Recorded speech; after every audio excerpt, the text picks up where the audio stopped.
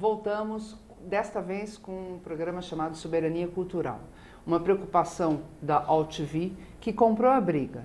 Nós não vamos suportar sem, no mínimo, debater com quem de direito o Decreto-Lei 8.124 de 2013, que traz, de uma forma muito clara, violações muito sérias à nossa Constituição Federal. E está abalando todo o mercado artístico do Brasil. E hoje, dando sequência, portanto, a essa luta que a AltV está comprando e que nós vamos em frente, eu trouxe novamente o Dr. Pedro Mastrobuono, que é advogado especialista em direitos autorais e também é diretor do Instituto Volpe, conhece a matéria muito bem. Dr. Pedro, um prazer recebê-lo novamente aqui. Eu agradeço aqui o convite, para mim é uma emoção muito grande estar aqui ao lado do Antônio Henrique Amaral, referência nas artes plásticas aqui do país e que dispensa maiores apresentações. É um nome de peso e para mim é um prazer muito grande ter a oportunidade de conversar aqui com vocês. E já apresentado pelo Dr. Pedro, o grande artista, renomado no mundo todo, o Antônio Henrique Amaral. Antônio Henrique, é um grande prazer recebê-lo aqui hoje. Bom, o prazer é meu em participar deste programa, neste assunto tão terrível que se apresenta a nós, caiu como uma bomba no mercado, no mundo cultural, esse problema do decreto que praticamente faz uma intervenção nas relações privadas do mundo cultural. Na verdade, para o internauta que está nos assistindo agora e tomando pé desse assunto, o decreto-lei publicado agora, dia 18 de outubro, já está em pleno vigor. O conselho que o decreto prevê já está nomeado, está tudo pronto, o pessoal já está trabalhando. E isso é curioso, porque nós, do mundo jurídico, sabemos que entra uma lei, ela prevê sempre a criação de um conselho, de um órgão. Isso pode levar, às vezes, anos. Nós não estamos entendendo essa rapidez, não é, Pedro? Exato. Eu acho que no último programa nós tivemos uma oportunidade muito boa de esmiuçar um pouco esse decreto no ponto de vista das violações constitucionais e das fraquezas e também do impacto que esse decreto pode causar na vida de todos aqueles que participam do cenário cultural. Não só os museus, mas também os galeristas, os artistas plásticos, as casas de leilão, os antiquários e todos aqueles que de alguma forma atuam junto ao que eles denominam bens culturais, com uma denominação extremamente genérica, né? Eu acho que nós poderíamos aprofundar aqui a discussão que nós começamos, tratando dos pontos centrais desse decreto que, ao meu ver, são o calcanhar de Aquiles. Esse decreto ele se propõe, Rosana, a ser a regulamentação de uma lei que já estava lá, que é a lei do Estatuto dos Museus. Não precisa ser da área jurídica para entender que um regulamento de uma lei vai tratar daquilo que a lei trata. E a lei trata dos estatutos dos museus. Eu entendo que ele não poderia extrapolar algo que não fosse a vida dos museus. Poderíamos até discutir se invadiram demais a livre iniciativa de um museu vinculado ou não àquela lei. Principalmente o museu particular. Exato, mas seria uma abordagem onde só os entes atingidos por esse decreto seriam os museus. Não é isso que acontece. Aonde está o calcanhar de Aquiles? No meu modesto ponto de vista. A lei trata do Estatuto dos Museus, vem o decreto e se propõe a regulamentar a lei, dizendo: o museu deve atuar assim, assado. Até aí, nenhum comentário. Só que colocam a famosa declaração de interesse público. E essa declaração de interesse público, ela trata dos bens musealizados, que são aqueles que já fazem parte dos acervos dos museus, e traz uma novidade que é os bens musealizáveis. E esse eu acho que é o grande problema do decreto. Esse é o calcanhar de Aquiles, porque ao tratar de bens musealizáveis, está sendo tratado um universo que não faz parte de museu algum, é privado, né? E de um momento para o outro está sendo atingido por esse decreto. o decreto ele perde a natureza dele de ser apenas uma regulamentação. Exatamente. Porque ele extrapola aquilo que seriam os estatutos do museu. E extrapola no sentido de uma expropriação, né? Na verdade, quase das obras de arte dos que não estão no museu, não é verdade? É verdade. O Canavarro entrou aqui no chat falando que esse decreto está muito bem acompanhado. Só Hitler e Chaves fizeram algo parecido. Infelizmente, é verdade. Na história do mundo, Adolf Hitler fez isto antes de tomar a medida mais animalesca que ele tomou, tanto que é desta semana a notícia do maior acervo recuperado em Munique, avaliado em 1 bilhão de euros. Exatamente. Não é isso? Eu gostaria de aproveitar a presença aqui do Antônio Henrique e matar uma curiosidade. Eu acho que o internauta também vai ter uma oportunidade única de conhecer um pouquinho a história do painel de sua autoria que está no Palácio Bandeirantes. Por quê? Por esse decreto, vamos criar uma situação hipotética. Vem o IBRAM e diz, esse painel é de interesse Cultural. público. O que acontece? Ele pertence ao governo do estado de São Paulo, que é um ente da federação, tem os seus poderes e a sua autonomia. O governador do estado de São Paulo, se aquele bem, hipoteticamente, fosse declarado de interesse público, preocupado com a conservação, alguma coisa, ele teria que se subordinar ao IBRAM, pedir licença ao IBRAM, que é uma das coisas que nós conversamos aqui na outra oportunidade, em que haveria uma ingerência do governo federal sobre uma esfera que é direito constitucional, que é a autonomia do Estado de São Paulo e dos estados, do município. Né? E de uma obra particular. Que é uma obra importantíssima. E particular, importantíssima, ou seja, que pertence ao povo do Estado de São Paulo. Está lá dentro do palácio. E eu tive uma emoção muito grande quando estive lá pela primeira vez diante da sua obra, porque ela é impactante. Né? E merece estar onde está. Eu gostaria de ter o privilégio também de conhecer um pouquinho da história desse painel e ouvir a sua opinião a respeito disso. Primeiro fala desse painel maravilhoso que corre o risco, né, de ser declarado de interesse público por este decreto absurdo. E a sua sensação como artista? Porque eu acho que na cadeia, né, dos museus, das galeristas, dos leiloeiros, dos marchands, eu tenho que o mais prejudicado é o artista plástico. Olha, o artista plástico é prejudicado. Mas você veja, por exemplo, o meu painel, este painel que está no Palácio, ele precisando de uma restauração, como precisou recentemente, porque às vezes durante um tempo ele não tinha uma proteção e na frente, então as pessoas às vezes se encostavam no painel, manchavam e tudo isso, então foi feita uma proteção. Mas de qualquer forma, toda obra de arte precisa de uma restauração, um verniz de tempos em tempos, uma limpeza, tirar um mofo, tirar uma pó, etc. O Estado teria que pedir licença para o IBRAM para restaurar o painel, que é uma coisa automática. Quer dizer, não só o Estado teria que pedir licença para o IBRAM para restaurar, com prazo com antecipação de 30, 40 dias, não sei, o decreto menciona isso, como qualquer pessoa particular que tenha uma obra importante, que é declarada de interesse público, teria que fazer um requerimento para o IBRAM, para dizer, olha, a obra caiu café em cima da pintura do Di Cavalcanti, que eu tenho em casa, tal, foi um descuido, eu vou ter que restaurar. Teria que fazer um requerimento para o IBRAM. E nós sabemos o tempo que leva para qualquer coisa. Para processar essa burocracia.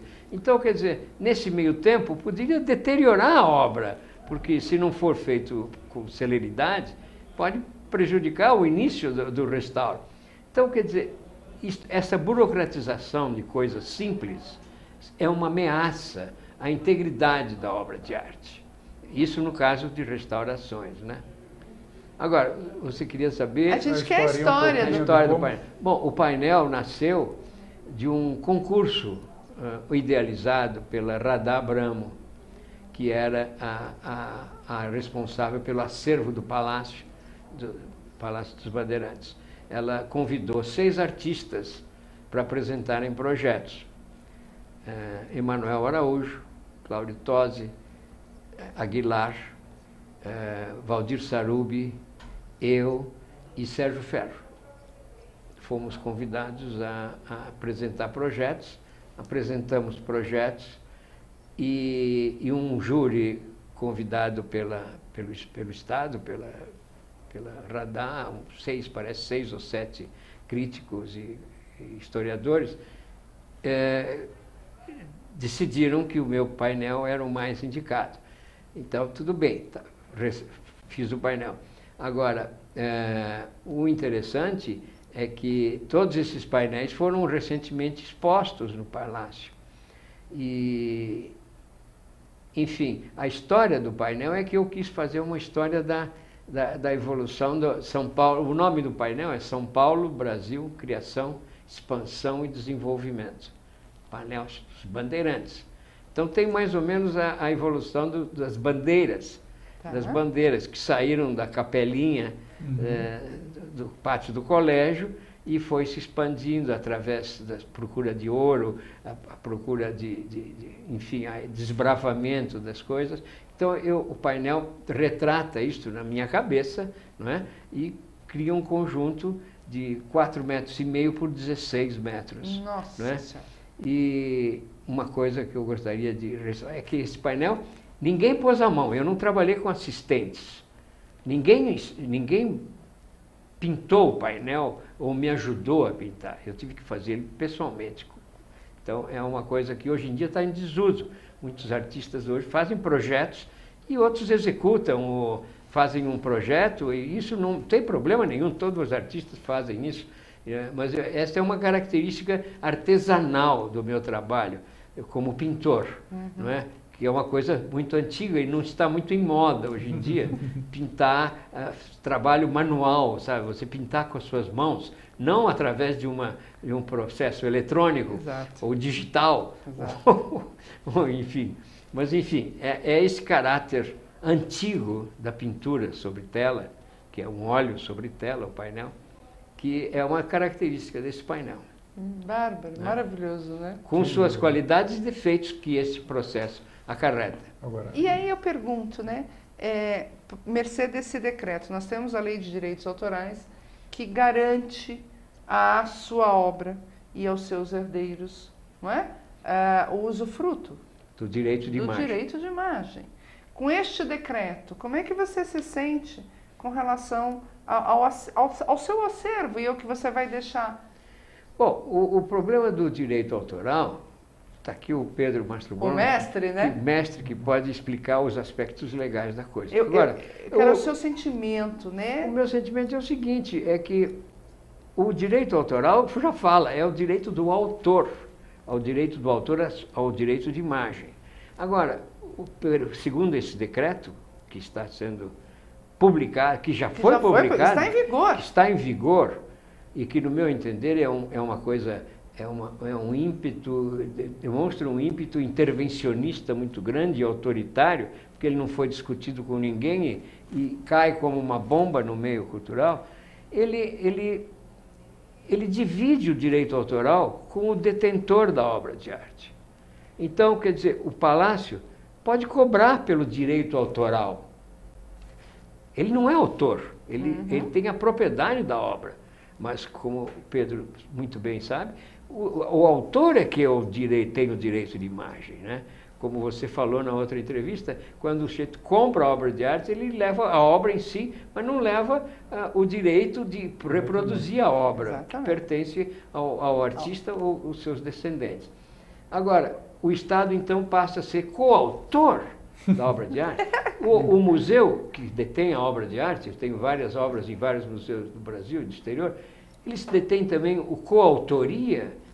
Não tem sentido isso. O decreto invade uma legislação que já existe, que é do direito do autor, direito autoral. Quer dizer, Exatamente. estamos num grande retrocesso, não é, Henrique? Porque você que já morou em Nova York, o Brasil está sempre atrasado, estava começando a melhorar. É uma ilegalidade que está. Esse decreto demonstra um desconhecimento das leis já existentes e duplica uma série de coisas legais. Por exemplo, você pedir autorização para mandar obra posterior. Isso tem o Instituto Patrimônio Histórico e Artístico, que você tem que fotografar em 2 ou 3 vias a sua obra, fazer um requerimento, pedir licença para o patrimônio e deixar você embarcar a obra para fazer uma exposição. Muito bem, agora o IBRAM também quer essa autorização. E quer limitar o tempo da sua exposição. E diz se você pode ou não mandar essa obra. Ele primeiro quer, ele não pensa, não pergunta se para que é. Não. Ele quer que saber tudo sobre a sua exposição. E se pode ou não. Então duplica. Você tem que pedir licença para o Instituto Patrimônio Histórico, para o IBRAM, sabe? Se sujeitar a esses trâmites todos que demoram muitas vezes, né? Para depois você mandar a obra posterior. O que me causa espécie, Henrique, é que eu entrei no portal do IBRAM e eles falam que o plano deles é composto de 131 diretrizes desdobradas em 170 estratégias e 560 ações a serem implementadas entre 2010 e 2020 em 9 áreas. Aí vem gestão museal, preservação, aquisição e democratização de acervos, formação e capacitação, educação e ação social, modernização e segurança, economia dos museus, acessibilidade e sustentabilidade ambiental, comunicação e exposições, pesquisa e inovação. É impressionante como a gente pega um projeto de lei, uma lei, você vai ler, eles estão sempre baseados nessa história. O Brasil precisa de dados. E aí eles se arvoram na área privada, já que eles não têm estrutura, nunca tiveram para ter esses dados, eles invadem a área privada, fazem a área privada trabalhar para eles, para que eles possam ter um cadastro. O que me entristece é que neste caso não é só isso, é muito mais do que isso. Não é por aí, Pedro? É exatamente por aí. A contribuição do Antônio Henrique é fantástica, porque ela bate naquilo que é o calcanhar de Aquiles desse decreto. Tem o calcanhar da direita e tem o calcanhar da esquerda. Vamos lá. O da direita, no meu modesto ponto de vista, é o fato do regulamento extrapolar aquilo que é a natureza do regulamento de uma lei. Ele vai além do Estatuto de Museus e atinge outros entes do cenário cultural, como galeristas, casas de leilões, antiquários, colecionadores, artistas plásticos. Justamente por aquilo que a gente já disse aqui. Não são bens apenas musealizados, são bens musealizáveis. E aí está o medo, aí está a gênese da insegurança e da insatisfação. Agora, no seu discurso, vamos fundo nisso. O evento artístico mais celebrado na história do Brasil, Rosana, Antônio Henrique sabe disso muito bem, vai poder me desmentir se eu estiver falando bobagem aqui, tá? É a Semana de Arte Moderna de 22. É um marco, é reverenciado, é aquilo que está no imaginário do cenário cultural como o movimento de maior relevância na história da arte do Brasil. O que acontece? Os participantes, qualquer pessoa do cenário cultural que tem uma cultura mediana conhece, porque são heróis da pátria, vamos chamar assim, heróis da cultura nacional. Quem fundou o IPHAN, que o Antônio Henrique está mencionando? Instituto do Patrimônio Histórico e Artístico Nacional. Pouca gente no Brasil sabe. É dos anos 30, governo Getúlio Vargas. É uma entidade octogenária. O que equivale a dizer o seguinte: imaginemos os brasileiros mais velhos ainda vivos, 90, 100 anos. Quando o IPHAN foi criado, eram meninos, tinham no máximo 5, 10, 15 anos. Isso equivale a dizer o seguinte: o IPHAN ele já está institucionalizado, aceito, o desempenho do papel do IPHAN faz parte da cultura nacional atual. O Brasil moderno trabalha com o IPHAN e sempre trabalhou com o IPHAN. Quem criou o IPHAN? Como nasceu o IPHAN? Sabe quem criou o IPHAN? Mário de Andrade, Oswaldo de Andrade, Afonso Arinos, Manuel Bandeira, e era menino ainda, um poeta que todo brasileiro conhece, chamado Carlos Drummond de Andrade. Veja a legitimidade desse instituto. Nasceu 10 anos depois da Semana de Arte Moderna de São Paulo. Não foi Getúlio Vargas que criou o IPHAN através de um decreto ou através de uma lei. Né? Quem criou o IPHAN, ele é um movimento, um resultado de um movimento importantíssimo no Brasil, que é o modernismo. E o IPHAN foi criado pela nata dos intelectuais e dos artistas plásticos no modo da época, preocupados com a conservação daquilo que seria o patrimônio histórico e artístico nacional. Fizeram as primeiras investidas no que se chama tombamento. O que preocupa, Rosana? Quando a gente vai ouvir o que as autoridades públicas estão falando agora sobre esse decreto, nos principais jornais, quando eles se pronunciam, é sempre um discurso do gênero: calma, gente. O calma, gente foi inclusive título de uma matéria do Globo, do jornal O Globo no Rio de Janeiro. Calma, gente. A declaração de interesse público nada mais é do que um tombamento. Eu não entendi, porque se é um tombamento, já existe tombamento. O Instituto. Né? Nós já estamos acostumados com o tombamento, sabemos como ele funciona, qual é a regulamentação, o que traz de benefícios e o que traria de prejuízo.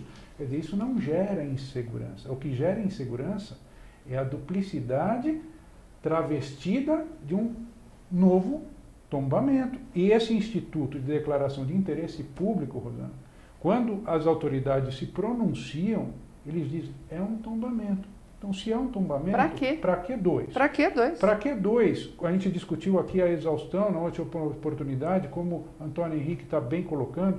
Se ele vai levar uma obra para uma exposição, ele já submete ao IPHAN. O IPHAN já presta esse serviço. Você... Obrigada a pedir um intervalo. Rapidamente, voltamos, porque eu quero perguntar para o Antônio Henrique... no meio artístico, a credibilidade com o IPHAN para precisar ter um IBRAM. Voltamos logo.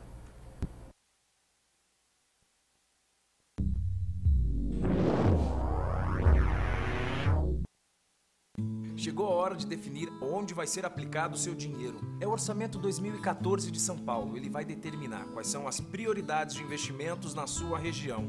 Em outras palavras, saneamento, saúde, educação, transporte. Tudo que está à sua volta. É a sua chance de opinar. Compareça nas audiências públicas da Câmara dos Vereadores. Sua participação é fundamental. A próxima é neste sábado, às 14 horas, na região da saúde.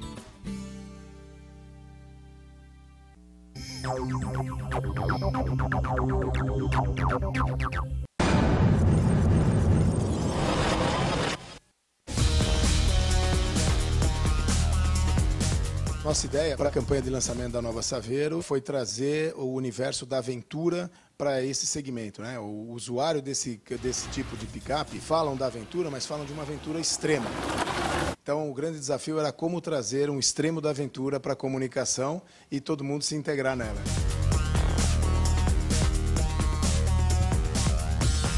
A gente procurou criar uma história que realmente é grandiosa, onde você se surpreende com tudo que vai acontecer e, ao final disso, aquilo era apenas o começo de uma aventura maior ainda que está por vir. O conceito da campanha é carregada de aventura. A Saveiro já tinha essa assinatura. O que nós fizemos foi reforçar um pouco isso, exagerando na aventura. Então é para quem gosta de aventura, aventura mesmo. O filme foi produzido pela Fat Bastards e o diretor foi o Pedro Becker. Foi filmado durante 3 dias na Barra do Una, aqui no litoral norte de São Paulo. A grande preocupação era deixar a história crível. Então, o Pedro propôs uma linguagem de um filme de ação, onde você acompanha a ação que aquele personagem está vivendo. Uma das ideias que a gente comprou na hora foi filmar com um dublê, ao invés de filmar com um ator. foi uma decisão acertada, porque a gente queria bastante realismo, a gente queria que esse cara fosse jogado de um lado para o outro, que ele caísse de uma altura grande.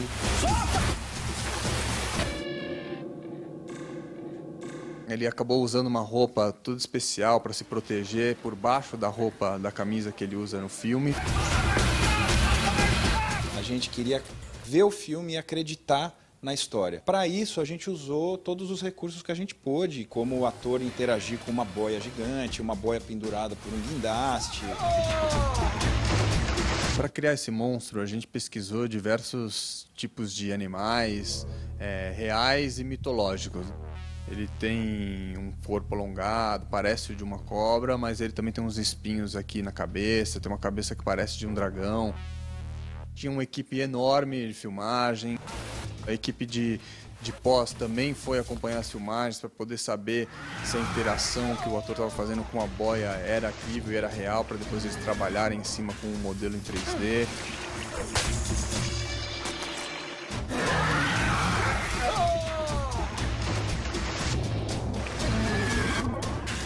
A picape te dá essa liberdade de você poder fazer o que quiser. Você pode ir em qualquer lugar. Na caçamba da picape vão os sonhos.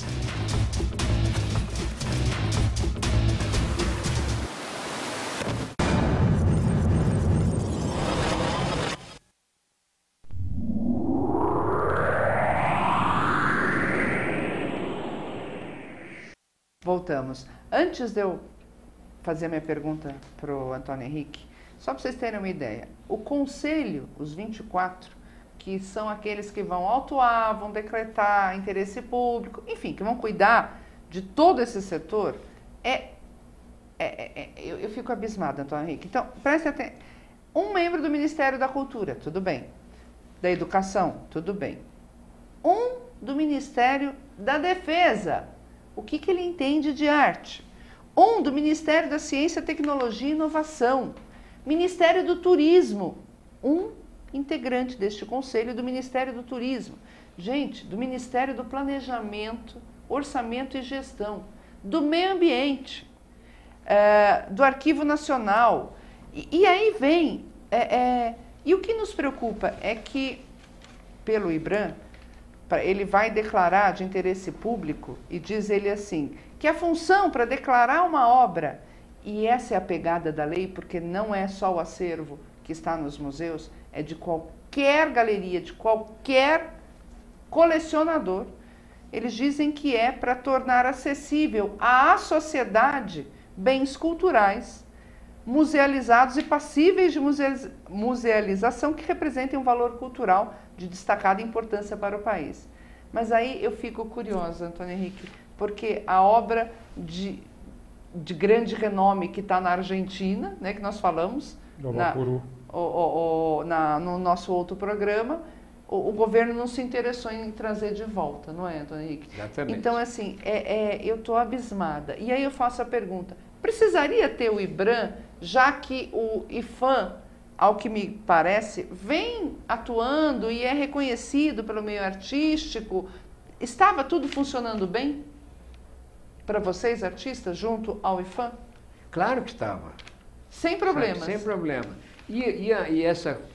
A obra de interesse cultural, interesse público, o bem cultural de interesse público, não é uma coisa que se determina por decreto-lei, é uma coisa que o tempo vai elegendo, a sociedade elege, o mercado de arte, os colecionadores, o público em geral frequentador, os proprietários de obras, os artistas, todos vai se elegendo as obras mais importantes naturalmente. Não é por um decreto regido por 24 elementos... Que não fazem parte, do meio. Do meio. Você estava brincando aqui no intervalo, falou assim, ninguém precisou baixar um decreto na Itália para falar que a Mona Lisa... Não é?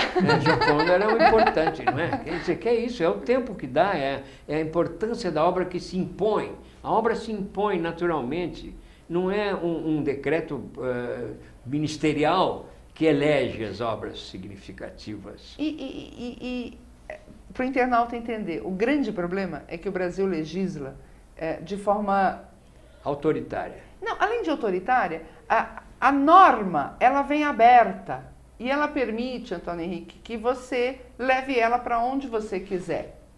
Esse é o problema. A norma que trata do bem cultural e do interesse, ela permite que você declare interesse público qualquer obra de qualquer artista. De repente vão transformar alguém em artista, Exatamente. porque de repente as obras dele viraram, né, importantes. Então é isso que preocupa a todo esse mundo, o que não sabemos que vai acontecer. Mas eu, como artista, eu tenho a curiosidade de lhe perguntar, você acredita que possa haver uma evasão de obras do Brasil? Eu acredito que pode haver uma clandestinização das obras de arte. Quer dizer, o colecionador vai ficar com medo de mostrar sua obra importante que ele tem na sua coleção, porque se ela for declarada um bem de interesse público, ela vai ser visada pelas autoridades que vão querer tombá-la ou tirada, cobrar, taxá-la com uma série de requerimentos e de...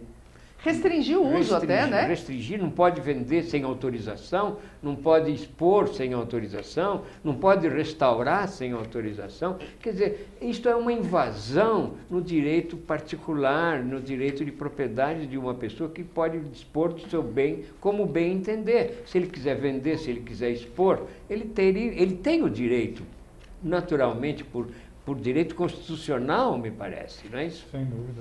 Agora, então, quer dizer, as pessoas vão começar a esconder o que tem de valioso.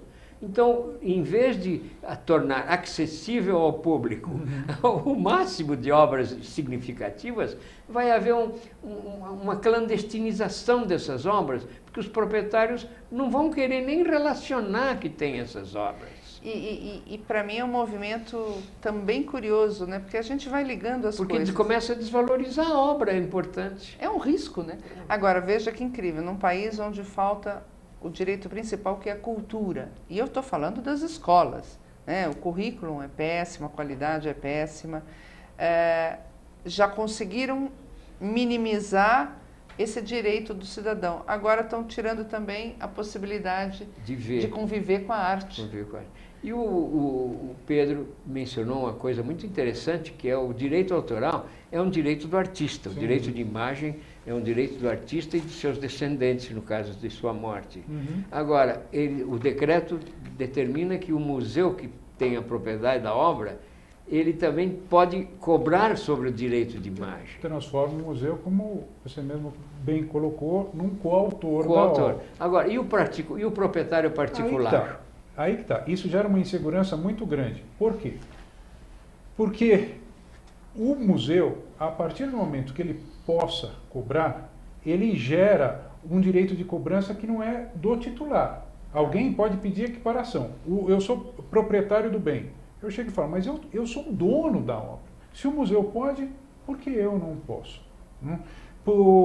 Porque eu sou pessoa física? E se eu fosse uma ONG? E se eu fosse uma organização social, eu poderia? Isso gera pleitos no judiciário. O que acontece? O museu pode, eu que sou o dono da obra, não posso. Quer dizer, cria uma espécie de cidadão de segunda classe. Eu, por ser proprietário, não posso. Mas um museu que faz parte do IBRAM pode. Sendo que quem decide isso é o legislativo, ao criar a lei de direitos autorais. Se isso precisasse ser alterado, se isso... a sede adequada para essa discussão é na criação da lei de direitos autorais e não num decreto que se presta a regulamentar os estatutos do museu. Isso não é papel desse decreto, né? As autoridades que vêm se manifestando nos principais jornais, ao tratar exatamente desse tema, disseram, não acho justo. O conceito de justiça não é o empregado coloquialmente, como alguém assiste uma partida de futebol, acabou a partida, o resultado foi justo ou não foi justo? No mundo jurídico, o conceito de justiça, ela conhece muito bem, é outro. Quer dizer, o que acontece? Se a lei, qualquer estudante de direito no primeiro ano escuta, dura lex ed lex, isso até é motivo de brincadeira. A lei é dura, a lei é inadequada, mas é a lei, precisa ser cumprida para todos. né? Sem distinção.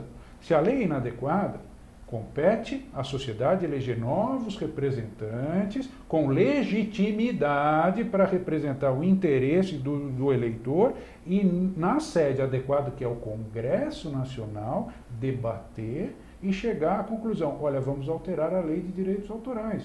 Mas isso não é competência de um decreto regulamentador de estatuto de museu.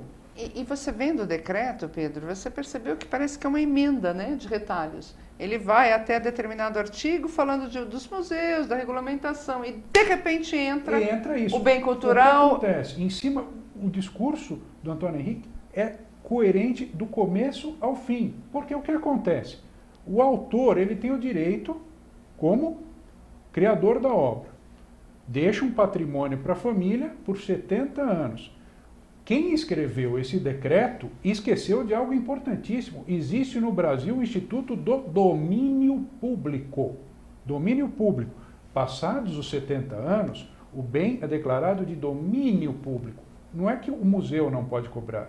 Ninguém pode cobrar. É o caso dos artistas que morreram há mais de 70 anos. Por exemplo, você estava citando Clodomiro Amazonas. Quer dizer, do jeito, pela letra do decreto, Rosana, se no acervo do museu tiver uma obra de Clodomiro Amazonas, que é uma obra que já está em domínio público, o museu pode cobrar. Quer dizer, o Instituto do Domínio Público é letra morta se a obra for uma obra de museu. Como é que um decreto, Antônio Henrique, que se propõe apenas a regulamentar o Estatuto dos Museus, pode rasgar o Instituto do Domínio Público? E do direito autoral. E do direito autoral.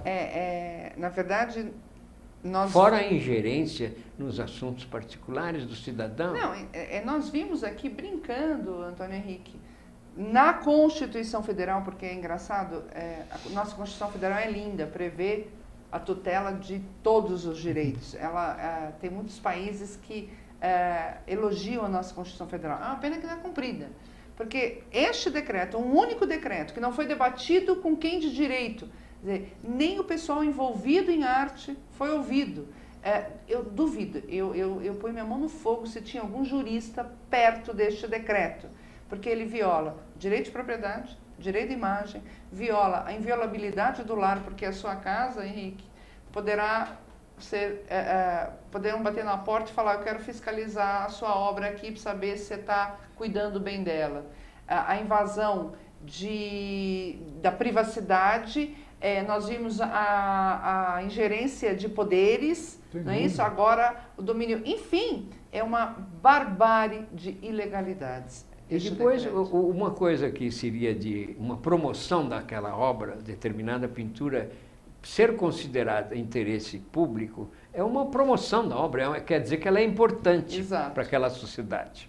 Não é? Então, essa obra, como ela vai ser visada e passar a ter série de restrições, as pessoas não vão querer que nenhuma obra da sua coleção seja de interesse público. Com certeza. Então, as obras de interesse público vão sumir da visibilidade dessa sociedade, porque ninguém vai querer que essa obra seja...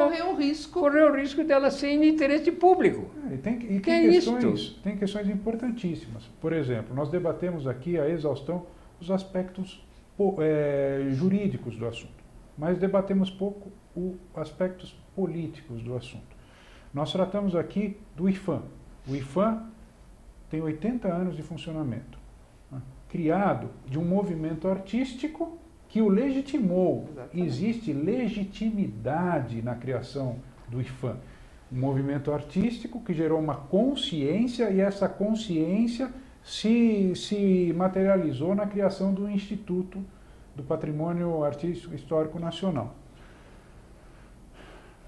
O decreto, qual é a legitimidade do IBRAM, quando comparada com a legitimidade do IPHAN? A política, ela, por excelência, é a arte de negociar, de conversar, e o que causa estranheza, causa espécie, esse assunto está sendo debatido à exaustão nos meios de comunicação. Os principais jornais do país trazem matéria quase que diariamente sobre isso. Por quê? Porque existe uma insegurança muito grande. Insegurança de artistas plásticos, de colecionadores, de museus, de galeristas, a insegurança. Eu não consigo conceber, não entra na minha cabeça.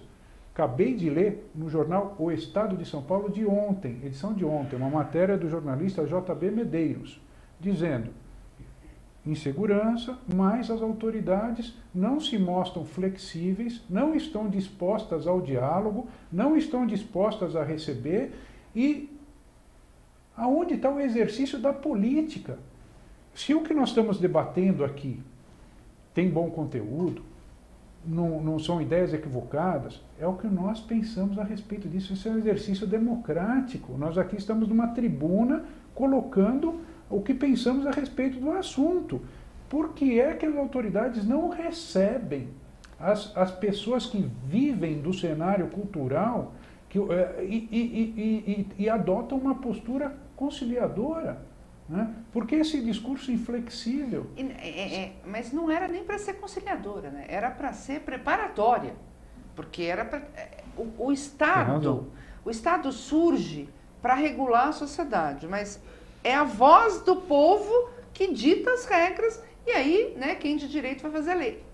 Fizeram tudo ao contrário, né? Empurraram na calada da noite um decreto que mexe com muita gente, pessoas extremamente renomadas, capazes, um movimento até econômico muito grande para o Brasil. Estamos falando de arte também. E invade a autonomia das instituições. Exatamente. Invade a autonomia dos museus, porque, segundo eu li no decreto, o IBRAM tem o poder de regular quem vai ser diretor de museus, inclusive particulares. Vamos dizer que o Museu de Arte Moderna de São Paulo, que é uma instituição privada... É instituição. Vai ter que pedir licença para o IBRAM para nomear o seu diretor. O que é isto? É uma ingerência na autonomia de uma entidade privada. E séria já, com renome. E já estabelecida faz anos, décadas. É uma barbaridade. Gera uma insegurança muito grande, e eu acho que um ponto principal da análise assim, do cenário atual é a insegurança. Né? Estão todos inseguros. Né? Eu vou além, Pedro. Eu acho que quem está sendo atingido diretamente, que são os museus, as galerias, os artistas plásticos, eles estão extremamente inseguros.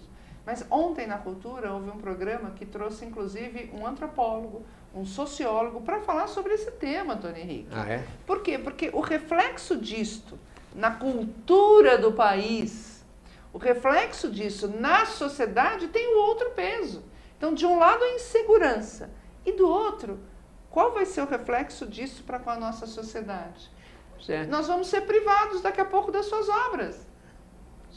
Mas veja bem, inclusive como o Pedro falou, se fosse só para normatizar as relações, normalizar as atividades dos museus oficiais, muito bem, ótimo. Direito deles. Museu Federal, Museu Estadual, Museu Municipal. Agora, os museus privados, invadir a autonomia dos museus privados não é uma prerrogativa do Estado. Não é uma prerrogativa. Esse decreto não funciona desse jeito. É proibido pela Constituição. Não deveria existir uma ingerência assim.